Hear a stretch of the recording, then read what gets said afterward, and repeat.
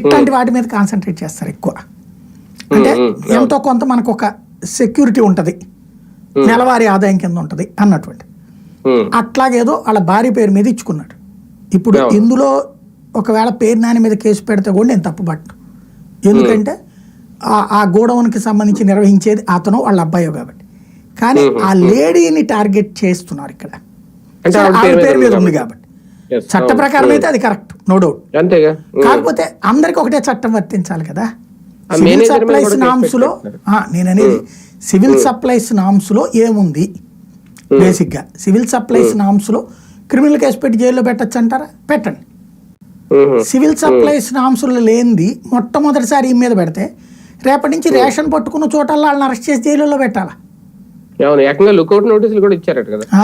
కాబట్టి ఇక్కడ వేధింపు, మేబీ అతని పేరేంటి రవీంద్ర ఉన్నాడు కదా, రవీంద్ర మీద అప్పుడు ఏదో అతనేం మర్డర్ చేయలే, అతని దగ్గర పనిచేసేటటువంటి తెలుగుదేశం పార్టీ కార్యకర్త ఏదో మర్డర్ కేసులో ఇన్వాల్వ్ అయ్యి ఉన్నాడు. అతన్ని తో పాటు ఇతను కూడా పెట్టించారు. అప్పుడు రవీంద్ర మీద కూడా కేసు పెట్టించారు. ఆ చచ్చిపోయినటువంటి వాళ్ళు కంప్లైంట్ లో రవీంద్ర పేరు కూడా మెన్షన్ చేశారు. అతను వైసీపీ అతను కాబట్టి అట్లాగా వేధించారు కాబట్టి దానికి రివర్స్ అయ్యి ఉండొచ్చు ఇది.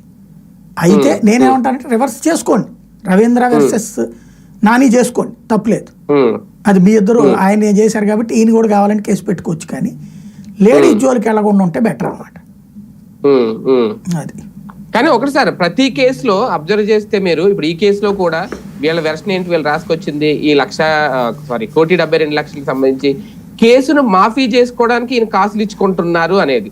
ఇక్కడ ఏంటంటే సామాన్యుడికి అర్థం కాంది, ఇప్పుడు నాలాంటి వాడికి అర్థం కాంది ఏంటంటే గొడవ నీంది ఒక రకంగా రెంట్కి ఇచ్చుకున్నాడు ప్రభుత్వానికి, వాళ్ళు వచ్చి సరుకు పెట్టుకున్న తర్వాత వీళ్ళు ఆర్గనైజ్ చేశారు, దాన్ని మేనేజ్ చేసుకున్నారు. ఇప్పుడు అందులో ఒక 170-180 టన్నులు ఎంత మిస్ అయింది, దానికోసం వీళ్ళ మీద కేసు పెట్టారు.